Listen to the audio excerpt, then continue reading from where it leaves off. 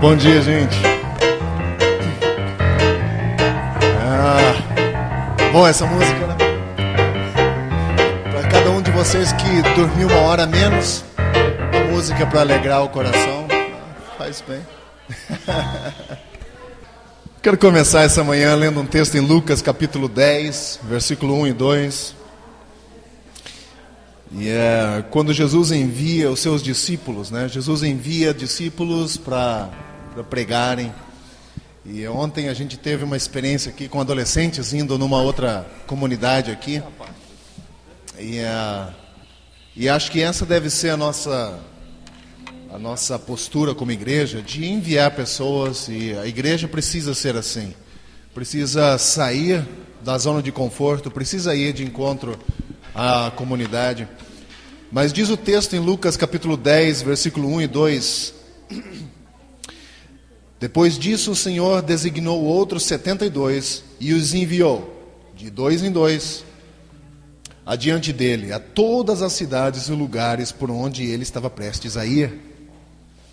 Ele disse: a colheita é grande, mas os trabalhadores são poucos. Portanto, peçam ao Senhor da colheita que mande trabalhadores para essa colheita. Quando a gente fala de Brasil, né, a gente pensa que nós somos um país extremamente evangelizado, né? Um país onde Cristo é conhecido. E eu acho que de certa forma sim, mas ainda hoje nós temos pessoas que não têm acesso à Bíblia. Nessa geração há 2,2 bilhões de pessoas em 1739 grupos de línguas que não possuem nenhuma porção da Bíblia. 2,2 bilhões de pessoas no mundo. Nenhuma página da Bíblia, nenhum pedaço da Bíblia, nada, zero. Então, 2,2 bilhões de pessoas com 1.739 línguas diferentes, né? Então, é um desafio para a igreja muito grande, né? Eu acho que nós temos que levar muito a sério quando Jesus diz: a colheita é grande, mas os trabalhadores são poucos. Portanto, peçam ao Senhor da colheita que mande trabalhadores para essa seara. Nós, como igreja, precisamos orar para que o Senhor levante novos obreiros para a seara, né? Vivemos um mundo pós-moderno onde ser pastor ou missionário é ser idiota, né? Basicamente, né? Não existe nada de bom nisso, mas é um trabalho que precisa ser feito, e nós precisamos fazer. 2 bilhões de pessoas no mundo. Eu acho que tem urgência nessa missão e no chamado do mestre para realizar isso, né? A colheita é grande, mas os trabalhadores são poucos. Ontem tivemos um pouco dos trabalhadores lá, indo para lá. Isso é muito bom, as crianças tendo a experiência de se envolverem já com o trabalho, de saberem que nós, como cristãos, temos a obrigação de servir ao nosso próximo. Nós temos a obrigação, não é uma escolha. Nós somos criados para isso. Temos que servir o nosso próximo. Dentro das nossas limitações, nós podemos ser usados. Nós não somos chamados para fazer loucuras, né? Mas nós somos chamados para servir. Servir a nossa geração, né? A gente estava falando aqui agora há pouco sobre a questão de que a gente sempre se preocupa com o futuro e esquece de viver o dia. Então a gente se preocupa muitas vezes com a geração futura e esquecemos da geração em que a gente vive. Eu e você fomos chamados para servir a nossa geração. E essa nossa geração é onde Deus nos chamou para ir. Então ide, porque a colheita é grande, mas os trabalhadores são poucos. E nós precisamos então pedir ao Senhor da colheita que mande trabalhadores para essa empreitada, né? É muito bom ter vocês aqui, com uma hora adiantada, né? Talvez a gente devesse fazer um pouco diferente, não adiantar o nosso relógio no dia anterior. Deveríamos manter o horário normal e vir aqui no horário normal e só depois do culto adiantarmos uma hora, né? Ano que vem a gente faz assim, tá bom? Aí depois do culto a gente adianta uma hora e fica tudo beleza, né? A gente não vai nem sentir, porque daí você tem o domingo à tarde inteira para se adaptar para segunda-feira começar a trabalhar, né? Então, Mas o importante é que você está aqui, que nós podemos estar juntos como igreja, né? Vamos orar agradecendo ao Senhor por esse tempo. Eu particularmente gosto muito do horário de verão, eu gosto muito. Então, o teu dia parece que fica mais longo, é uma beleza. Vamos agradecer ao Senhor por Ele ter sido bom. Tem ouvido as nossas orações. Ontem um grupo de oração aqui orando, né, intercedendo em favor de uma série de coisas. Particularmente eu fui muito abençoado ontem, né, eu tive febre e estava com minha cabeça quase explodia. Hoje eu estou quase 100%. Então e nós fomos em 2 médicos onde não atendia a emergência. Nós chegamos em 2 clínicas, não atendia. Aí nós voltamos para casa e não tomei remédio até agora. Estou muito bem. Deus é bom, Deus ouve. Deus ouve. Vamos agradecer ao Senhor então por ouvir as nossas orações. Não porque Ele é obrigado a ouvir, gente. Deus é tão misericordioso que Ele até ouve a nossa oração, né? Porque na verdade a gente erra tanto, né? Vamos agradecer a esse Deus maravilhoso, né, que nos permite estar aqui mais uma manhã. Senhor, obrigado por esse dia, obrigado por esse momento em que podemos estar reunidos como tua igreja, e de também ler que a seara para a qual o Senhor nos enviou é grande. Mas também oramos que essas palavras que o Senhor proferiu aos teus discípulos naquela época possam alcançar ainda hoje coração de discípulos dispostos a servirem ao Senhor nessa grande missão, nessa nossa geração. Que os ouvidos destas bilhões de pessoas possam ouvir, que elas possam ouvir ainda na nossa geração, Senhor. Que as palavras do Senhor Jesus possam se tornar realidade em nossa vida e que nós possamos entender a urgência dessa missão, a urgência desse chamado de ir e contar as boas novas do Evangelho. Obrigado por nos dar essa grande responsabilidade. Obrigado por nos permitir estar aqui essa manhã. E de também perceber que o Senhor pode nos usar, apesar de nós. Te agradeço por essa manhã, por cada pessoa que pôde estar aqui, que está aqui. Também por pessoas que talvez perderam o horário. Nós pedimos que o Senhor também os abençoe e abençoe a nós. Queremos pedir essa manhã que o Senhor nos abençoe. Com a tua presença, com tua graça, com tua alegria e também com o teu fortalecimento e encorajamento. Nós queremos render ao Senhor todo louvor, toda a honra que o Senhor merece. Portanto, receba o nosso culto, Senhor. Queremos cultuar o Senhor nessa manhã com o nosso coração totalmente voltado a Ti, com o nosso coração agradecido e também satisfeito no Senhor. Agradecemos em nome de Jesus por essa oportunidade de estarmos juntos reunidos como tua igreja. Amém. Estamos agora na 3ª semana falando sobre arrependimento. E essa semana eu estava pensando sobre quando eu era mais novo e começando a aprender a pregar, né? Então havia alguns pregadores que serviram de modelo para mim. Alguns pregadores que eu assistia e dizia, puxa vida, os caras são bons, né? E nesse processo eu aprendi muito na observação, observando como eles faziam. Isso foi uma escola muito boa para mim. Então eu aprendi vendo, observando. E uma coisa eles faziam, quase que sem exceção, eles faziam, era pregar um sermão esboçado. Isso eles desenvolviam uma série de pontos, né? Tinha alguns pontos, geralmente desenvolvidos em torno de alguma coisa bíblica. Isso quase que, em geral, todos faziam igual. Então, ponto 1, ponto 2, ponto 3, conclusão. E um texto bíblico. Isso foi muito bacana. Então, basicamente, nós pensamos no sermão como uma brincadeira. Ele tem 3 pontos, aí eu conto uma história, de vez em quando uma piada e pronto. Né? E esse pregador, ele não quer inventar um ponto. Nós não queremos inventar alguma coisa. Nós queremos pegar algo que existe na Bíblia. O nosso desejo não é inventar. Mas uma coisa que é a tarefa do pregador, que nós não podemos fugir. O pregador não pode fugir disso, nem o estudante da Bíblia. Que é extrair do texto bíblico, de tirar da Bíblia aquilo que Deus está ensinando. Nós temos que ser muito honestos. não querer ensinar o que eu acho ser certo. E aí você tem muitos que dão uma forçadinha na hermenêutica para tentar dar força ao ponto que ele quer ensinar para a igreja. Então, a Sônia citou aqui a questão da teologia da prosperidade. Se você for olhar, todos os pregadores da teologia da prosperidade, eles quase não usam o Novo Testamento. Porque no Novo Testamento, quase que de forma geral, não se fala de prosperidade em termos de riqueza. Então, eles só usam o Antigo Testamento. Prestem atenção, você vai ver que eles vão usar só o Antigo Testamento.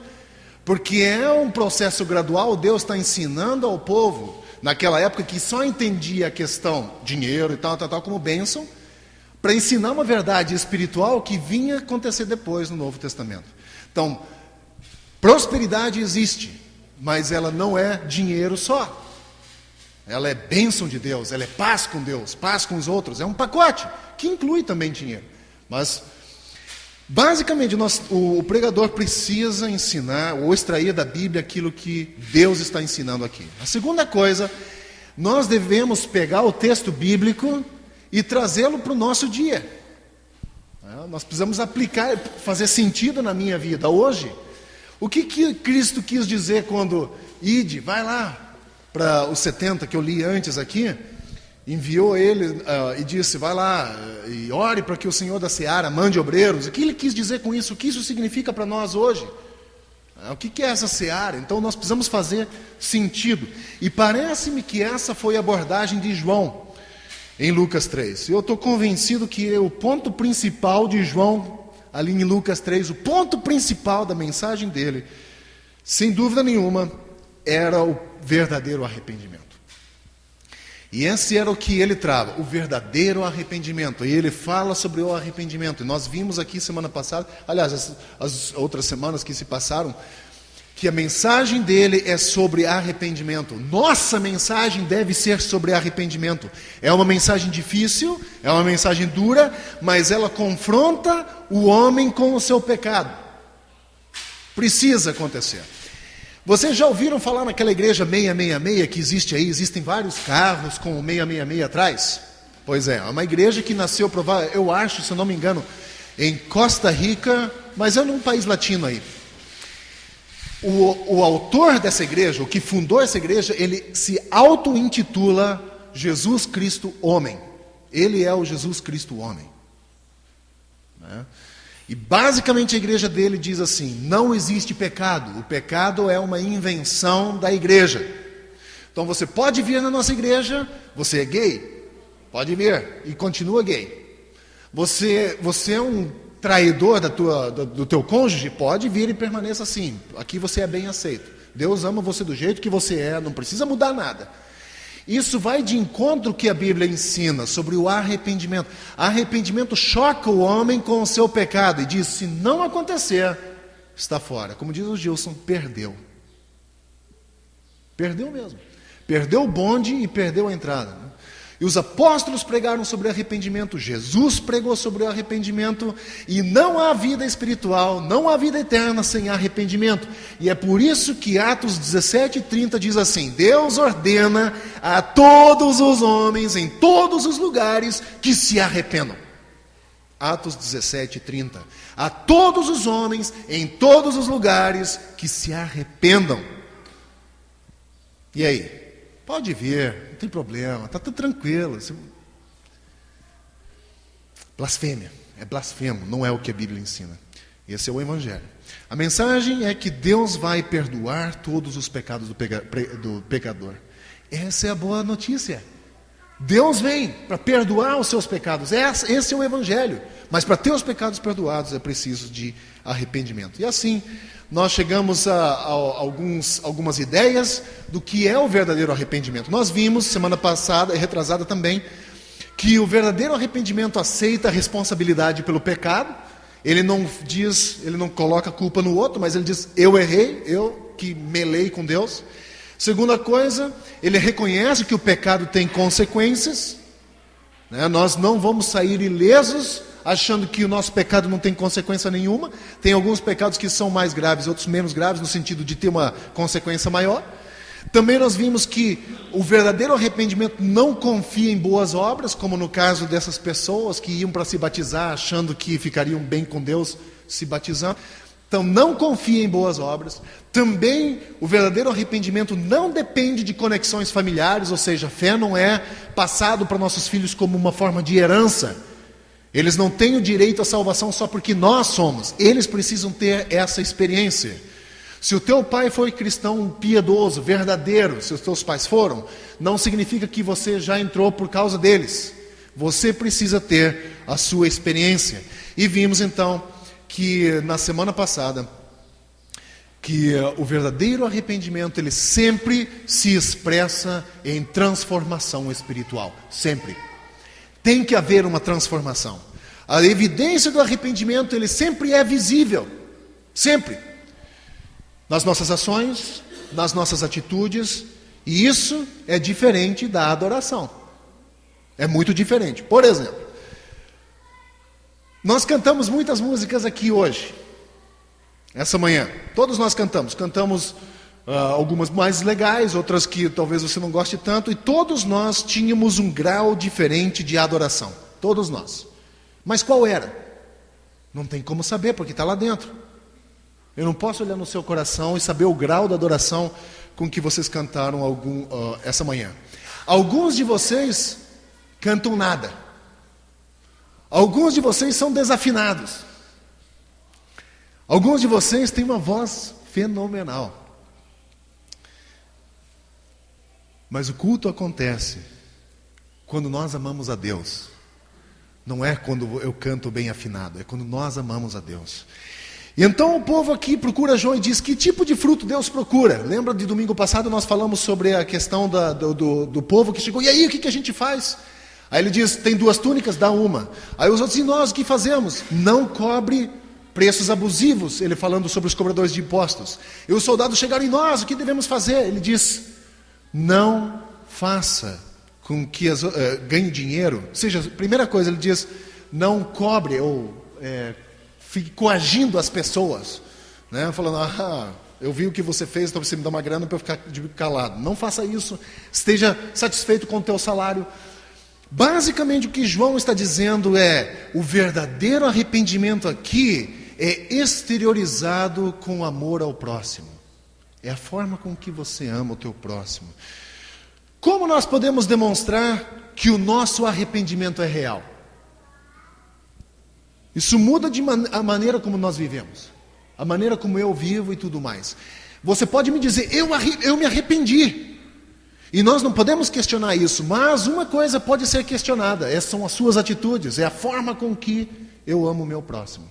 E João aqui é enfático, ele diz: o verdadeiro arrependimento, ele se mostra na característica como eu trato o meu próximo, a forma como eu vou tratar o meu próximo. E aí nós temos uma evidência de que o amor de Deus é demonstrado através de uma mudança de vida.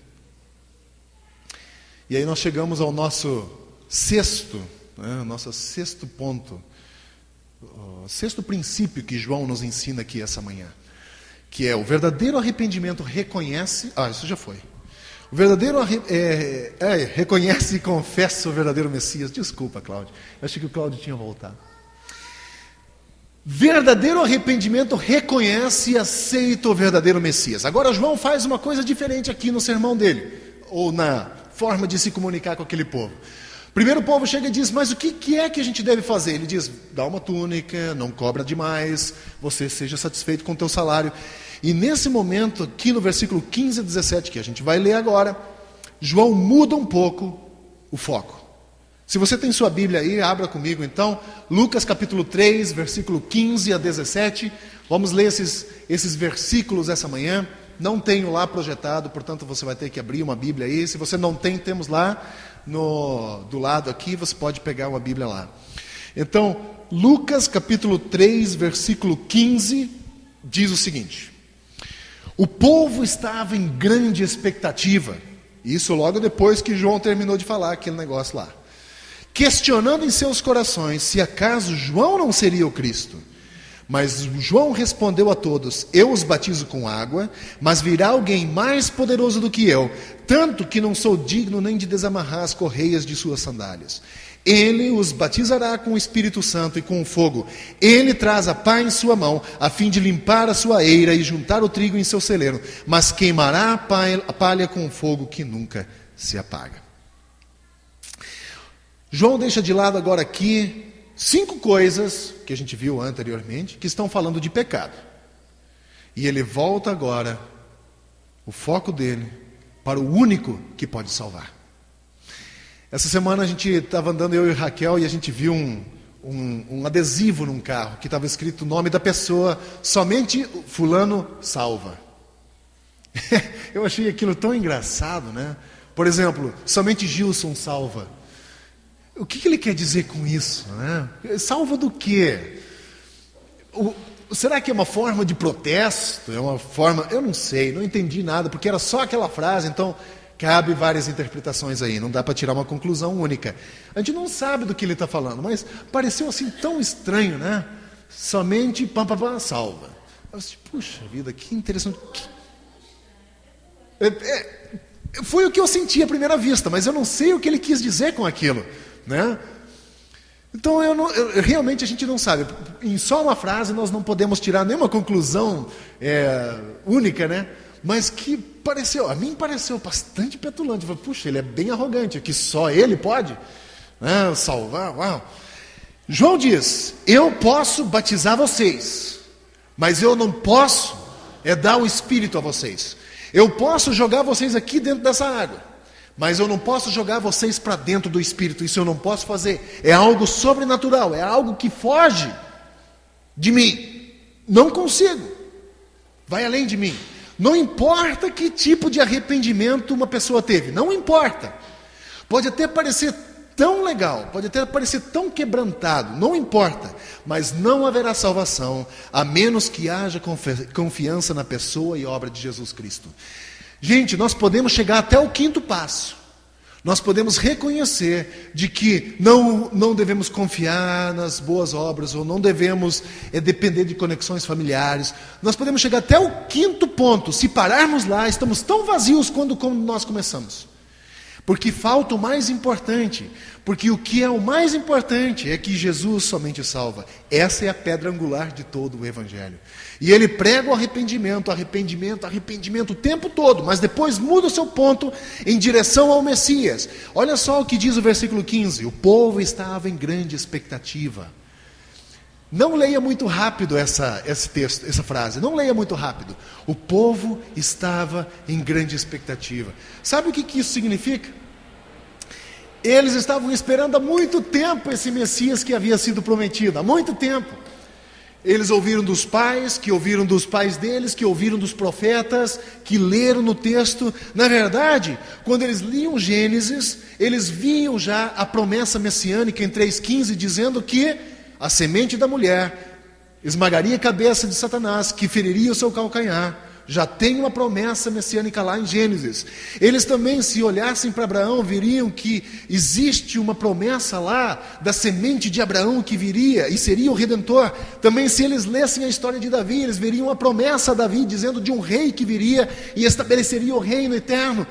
Eles tinham tudo lá e a expectativa era muito grande, portanto essa expectativa é natural. E agora eles estão começando a perguntar, mas será que não é esse o Messias? Para o próprio João. Eu posso dizer para vocês, sem medo de errar, se fosse nos dias de hoje, alguns pregadores se entrariam em êxtase. Se alguém chegasse e falasse, olha, eu estou desconfiado de que você é o Messias. Falou, eu não quis dizer. Eu não quis dizer, mas foi você que disse, já que você não quis falar. Sabe, eles entrariam em êxtase, porque todo mundo quer um negócio desse, não é verdade? Mas João é rápido, muito rápido, ele diz, não sou. Não sou. E João responde, eu batizo com água, mas virá alguém mais poderoso do que eu, tanto que não sou digno nem de desamarrar as correias de suas sandálias. Ele os batizará com o Espírito Santo e fogo. João diz, nós estamos em níveis diferentes. Eu não sou sequer digno de servir como escravo dele. Estamos em 2 mundos diferentes. Mas era natural pensar, né? Natural. Gente, eu falei que no início, quando eu aprendia com os outros pregadores sobre essa questão, ponto 1, ponto 2, ponto 3, e se você prestar bastante atenção, basicamente é a forma como eu prego. Eu tenho um ponto 1, eu tenho um ponto 2, eu tenho um ponto 3. Raramente vai para o ponto 4. Raramente. Pode acontecer. Mas é basicamente o que eu faço. Só que, por outro lado, eu penso de uma coisa. Mais importante do que você memorizar ponto 1, ponto 2, ponto 3, é você memorizar um ponto só. Jesus Cristo é o único que salva. Nenhum outro. Ele fará o que nenhum profeta fez. Nenhum homem, mesmo o maior que já viveu em seu tempo, poderia mesmo começar a pensar em fazer. Somente Ele pode fazer. Ninguém pode fazer isso. Somente o próprio Deus. E João está dizendo, o que vem não é apenas um profeta. O que vem não é apenas uma outra pessoa. É o próprio Deus. O próprio Deus é esse que vem. Essa manhã eu decidi que iria fazer um sermão bem curto. Sabe por quê? Porque eu quero ser bondoso com você. Você dormiu 1 hora menos, mas eu quero que você guarde uma coisa só. Esse ponto que somente Jesus, que é o próprio Deus, salva. Cristo pode mudar as vidas. E para ilustrar essa ideia, um garoto chamado Billy Frank era apaixonado por beisebol e revistas em quadrinho do Tarzan. Como qualquer outro garoto normal. Eu cresci lendo histórias em quadrinho, de todos os tipos que você possa imaginar. Todos os heróis da Marvel, eu li tudo. Eu era apaixonado por revistas em quadrinho, como qualquer outro garoto. E espiritualidade e pregações eram provavelmente a última coisa que passava na mente desse garoto aqui. Na verdade, quando ele estava no último ano da escola, um dos seus professores teve a oportunidade, quando ele não estava presente, lógico, de dizer para os amigos, para os colegas da escola dele, dizendo assim, Billy Frank nunca será nada. Ele tem ambições, os olhos dele brilham, ele tem energia e determinação, mas ele não tem interesse na escola. O professor dele falou isso dele. 1934, esse menino, junto com um amigo dele, Grant Wilson, foram para um culto em Kentucky. Era um culto de avivamento. Eles foram lá. Ele tinha 16 anos na época. Depois que a multidão cantou uma música que, se você tem mais anos de igreja, você vai conhecer aquele Quando se fizer chamada, lá estarei. Não sei se você conhece essa música. Eu cresci ouvindo essa música. Não, você não vai querer ouvir eu cantando. Quando se fizer chamada, diz, quando se fizer chamada, lá estarei. Quando Cristo sua trombeta lá no céu fizer soar, tocar. Quando o dia tão glorioso lá romper. Ele diz, quando se fizer chamada, eu vou estar lá. É a ideia do arrebatamento. Quando eles cantaram essa música, o pregador começou o sermão dele dizendo assim, há um grande pecador neste lugar esta noite. Billy Frank ficou aterrorizado. Falou, será que sou eu? Será que sou eu esse homem? Esse grande pecador? No final do sermão, esse pregador fez o convite para as pessoas que queriam entregar a vida, e ele subiu ao altar e entregou a vida dele lá. Somente a eternidade vai dizer o impacto que a decisão desse menino trouxe. Nós não sabemos todos os impactos de um homem que se arrependeu e seguiu Jesus. Esse homem é Billy Graham. De um homem que se arrependeu. Nós não sabemos todos os impactos que a vida dele produziu nas gerações. A gente não sabe. Portanto, eu vou dizer uma coisa para você. Nós não saberemos o impacto que a tua vida vai produzir quando no ato de um verdadeiro arrependimento acontecer. Quando nós percebermos, eu sou um pecador, eu preciso de perdão, eu preciso do Messias, e reconhecer e confessar o verdadeiro Messias. João é apenas um profeta, Jesus é o próprio Deus, eu preciso dele. Não lembrem de 5, 6 pontos, lembre apenas um ponto. Cristo é o Messias, o próprio Deus. Somente Ele perdoa, somente por Ele. E se o teu arrependimento é verdadeiro, a gente não sabe o impacto que a sua vida vai produzir pelos anos que virão e pelo que você já está vivendo. Verdadeiro arrependimento é isso. É reconhecer o verdadeiro Messias e de confessar a necessidade dele. Que Deus nos ajude nesse processo. Não é fácil, né? Eu disse no primeiro sermão aqui dessa série, quando João começou a pregar, havia uma multidão de gente aqui. Uma multidão de gente, 2 cidades, Judeia e Galileia, saíram para ouvir esse homem, uma multidão. Quando João encerrou o ministério dele na terra, quando Cristo encerrou o ministério dele na terra, não sobrou mais do que 100 e poucas pessoas que permaneceram. Então não é fácil, é um processo lento, doloroso, de abandono, de abnegação, de amor ao próximo, mas vale a pena, porque quando se fizer chamada, lá estarei. Se eu fizer essas atitudes, esses pontos, somente com arrependimento verdadeiro. Então você vai ouvir muito dessas igrejas que estão dizendo assim que pecado é uma invenção de igreja. Não se assuste, isso vai acontecer com muito mais frequência. Tá pouco ainda, vai acontecer muito. Pessoas vão dizer, essa coisa não é só Jesus, existe, aqui talvez. Pode ir se acostumando com isso, vai ter muito isso. Mas fique nisso aqui, isso é a verdade, tá bom? E um dia a gente, quando tocar a trombeta lá, a gente vai estar lá, né? Amém. Vamos orar, agradecendo a Deus por esse tempo, porque somente Ele é Deus, somente Jesus é Deus.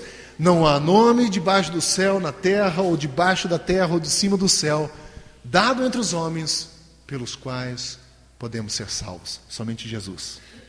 Vamos orar? Pai de amor, obrigado por essa Tua palavra, obrigado porque a história está cheia de homens e mulheres que reconheceram que verdadeiramente são pecadores e que são necessitados da Tua graça, da Tua misericórdia.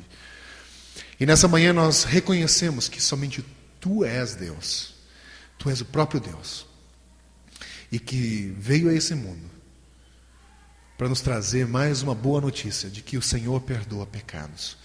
Ajude-nos a arrepender quando nós temos ainda áreas da nossa vida que precisam ser entregues ao Senhor. Eu peço nessa manhã que o Senhor nos ajude a manter em nossa mente essa verdade, essa pedra angular do Novo Testamento, de que Cristo é Deus. Ele é o único Salvador. Eu peço nessa manhã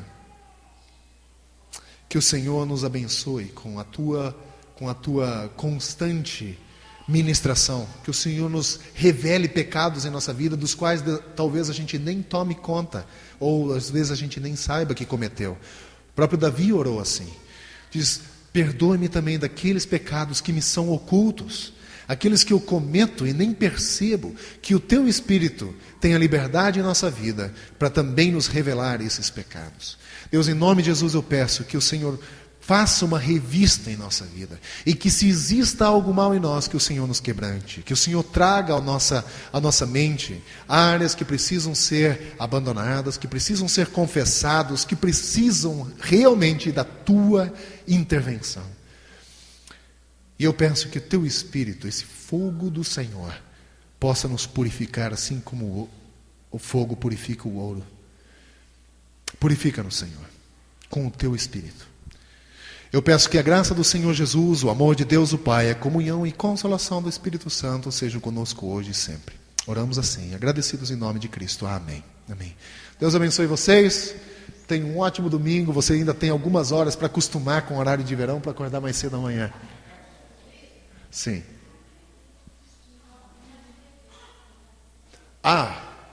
Vamos orar pela Manuela. Agora eu falei certo e errei. Desculpem, eu havia esquecido. Vamos agradecer a Deus pela vida dessa bênção, né? Esse papai coruja aqui, né? É muito bom tê-los aqui. E a vovó mais coruja ainda, né? E um tio fresco. É a primeira sobrinha, não é? Fresco no sentido de novo, né? Recente, né? Não maliciem, gente. Não, é uma bênção ser tio, não é? E eu lembro que a Beth quase saltava de alegria, né? É uma bênção. Filhos são bênção. Vocês pretendem ensinar a pequena Manuela nos caminhos do Senhor? Vocês pretendem cuidar dela como um presente que o Senhor deu para vocês, da melhor forma possível, pedindo ajuda do Senhor quando não souberem o que fazer. Isso vai acontecer muito. Vocês pretendem fazer isso? A Bíblia nos ensina, e por isso nós não praticamos o batismo de crianças, porque a Bíblia nos ensina que Jesus os abençoou orando por eles, e é o que nós fazemos. E quando ela tiver a idade para decidir, aí nós poderemos batizar.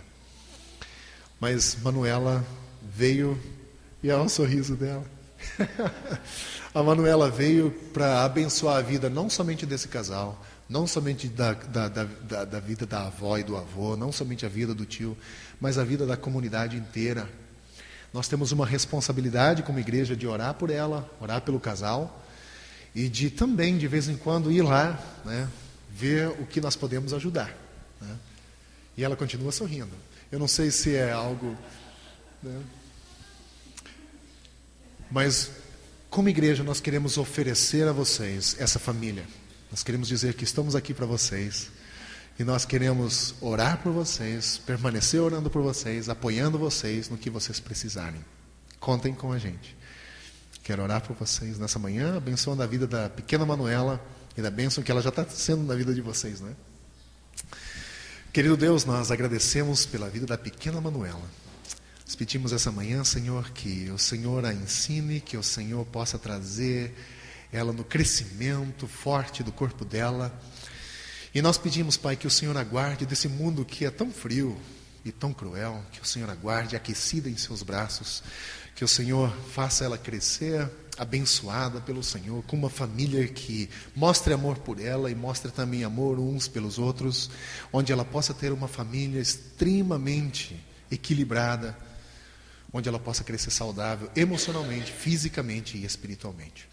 Eu peço pela vida dos pais, que o Senhor os abençoe, que o Senhor dê sabedoria no trato, na disciplina, no ensino, na paciência, que o Senhor também dê a eles a habilidade de lidar com ela, de responder às questões à medida que elas aparecerem, que eles também tenham a certeza e da necessidade de instruí-la desde pequeno nos caminhos do Senhor, de ensiná-la os caminhos do Senhor, para que quando for grande, depender do Senhor, aprender a ter fé no Senhor, baseado no que vê nos seus pais.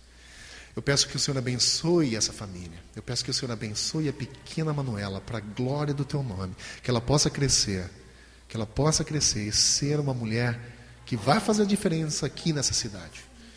Oramos agradecidos em nome de Jesus. Amém. Deus abençoe vocês. E ela continua. Ela gostou de mim. Ela está rindo. Deus abençoe vocês. Ela é muito esperta. Deus abençoe vocês. Tenham um bom domingo.